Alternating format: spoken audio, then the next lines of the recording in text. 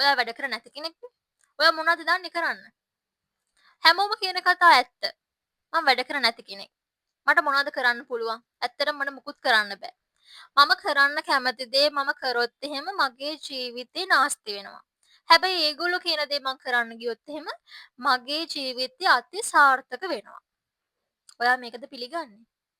ඔයා මෙහෙමද හිතන්නේ? ඇයි ඔයාව පල්ලෙහාට දාලා අනිත් අයට ඔයා අවධානය දෙන්නේ? ඇයි ඒගොල්ලන්ට වැලුව එකක් දෙන්නේ?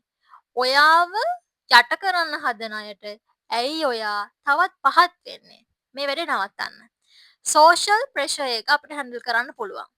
අනිත් අයගෙන් ඔයාට බලපෑමක් එනවා නම් ඔයා ඒක දැනගන්න ඕනේ ඒක හැන්ඩල් කරන්න. ඔයා ওই විදිහට යටත් පහත්ව හිටියට මිනිස්සු කොට්ටාශයක් ඉන්නවා මේ සෝෂල් ප්‍රෙෂර් එක හරි ලස්සනට හැන්ඩල් කරනවා. ඒගොල්ලෝ පොඩ්ඩක්වත් ගණන් ගන්නේ නැහැ අනිත් අය ඒගොල්ලෝ ගැන කියන දේවල්. ඇත්තටම ඔයා ඒව ගැන හිතන්න අවශ්‍ය නැහැ.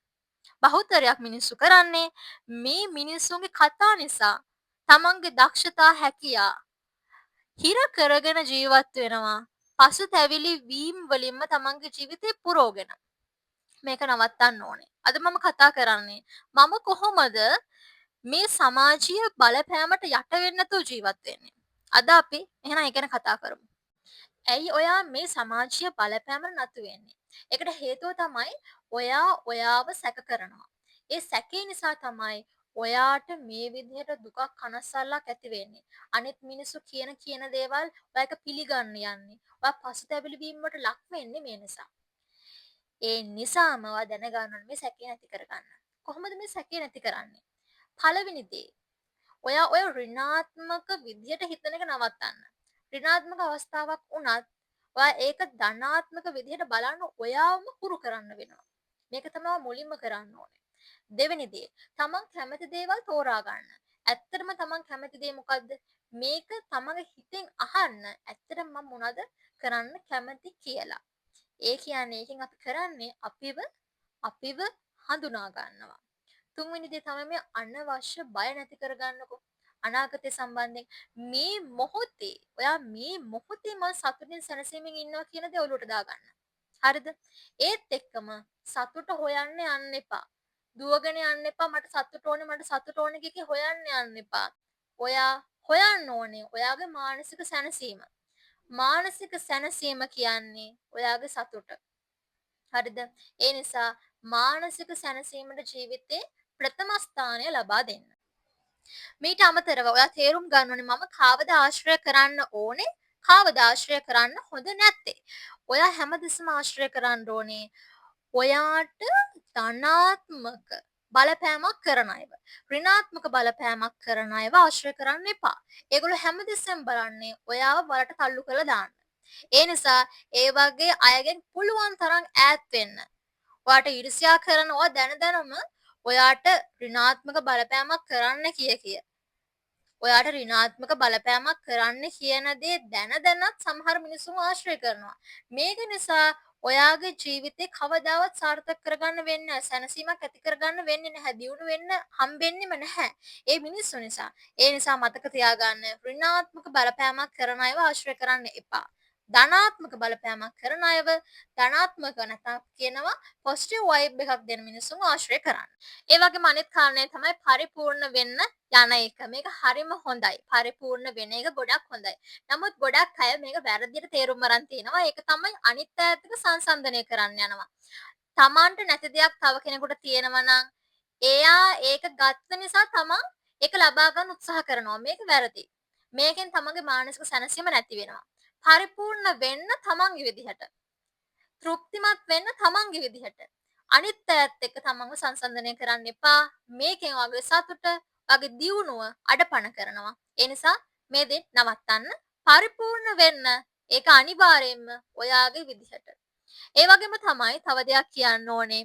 ඔය අනිත් අයව සතුටු කරන්න යන්න එපා. ඒක ඇත්තටම පළක් නැති දෙයක්. අපිට අනිත් අයව සතුටු කරන්න බෑ. හැබැයි අපිට පුළුවන් අපේ ජීවිතය හැන්ඩල් කරගෙන අපේ ජීවිතය ලස්සනට ගත කරන්න. නේද? හැබැයි අපි අනිත් අයව සතුටු කරන්න ගියොත් එහෙම අපේ සතුට තමයි නැති වෙන්නේ. අද මම කතා කරපු මේ කාරණා එකින් එක විමසලා බලන්න ඔයාගෙම ඔයාට තේරුම් යාවි ඔයාට මේ අනිත් මිනිස්සුන්ගේ බලපෑම ඇත්තටම ප්‍රශ්නයක් නෙමෙයි කියලා. ඇත්තටම අනිත් මිනිස්සුන්ට කන්න දෙන්නේ නැහැ. හරිද? එතකොට ඒගොල්ලෝ ඔයා සාර්ථක වුණත් එකයි අසාර්ථක වුණත් එකයි. ඒගොල්ලන්ට වැඩක් නැහැ ඔයාගේ. ඔයා දැනගන්න ඕනේ ඔයාව පරිස්සම් කරගන්න, ඔයා සාර්ථක වෙන්න. ඒ හැම දෙයක්ම ඔයා මත තමයි ඩිපෙන්ඩ් වෙන්නේ. තේරුම් ගන්න. අනිත් අයට ඔයාට කිසිම බලපෑමක් කරන්න බෑ. හරිද? කිසිම බලපෑමක් කරන්න බෑ. කෙනෙක් අනවශ්‍ය විදිහට කියවනව නම් ඒකෙන් ඔප්පු වෙන්නේ එයා ඔයත් එක්ක ගොඩාක් ඊර්ෂියයි.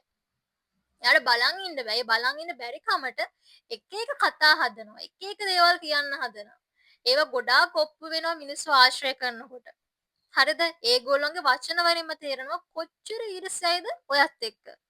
ඊර්ෂ්‍යයි කියන්නේ එයා දන්නවා එයාට වඩා ඔයා හොඳයි කියලා. තේරුම් ගන්න එක. ඒ නිසා මේ ඊර්ෂ්‍යාකාර මිනිස්සුන්ට ඔයාට වෛර කරන මිනිස්සු නිසා ඔයා දුර්වල වෙන්න එපා. ඔයා කරන්න ඕනේ ඔබ ශක්තිමත් කරගන්න එක. ඒගොල්ලෝ කරන්නේ කම්පෙයා කරමින් ජීවත් වෙන. ගොඩාක් මේ සමාජයේ මිනිස්සු කරන්නේ කම්පෙයා කරමින් සංසන්දනය කරමින් ජීවත් වෙනවා. ඒ නිසා කිසිම සැනසීමක් නැහැ. හැබැයි ඔයා මේ දේ තේරුම් ගන්න ඕනේ. කම්පෙයාරින් නවත්තන්න. ඔයා ජීවත් වෙන්න ඕන ඔයාගේ විදිහට. ඔයා කැමති දේවල් කරන්න. හොඳද? ඒ නිසා ඔයාගේ මානසික සැනසීමට අවස්ථාවක් දෙන්න අනිවාර්යයෙන්ම ජීවිතේ. එපා අනිත් අයට අවනත වෙන්න. අනිත් අයට නෙමෙයි තමන්ගේ විදිහට තමන් ජීවත් වෙන්න. මානසික සුවතාවෙන් ජීවත් වෙන්න. ඒක තමයි වැදගත් වෙන්නේ.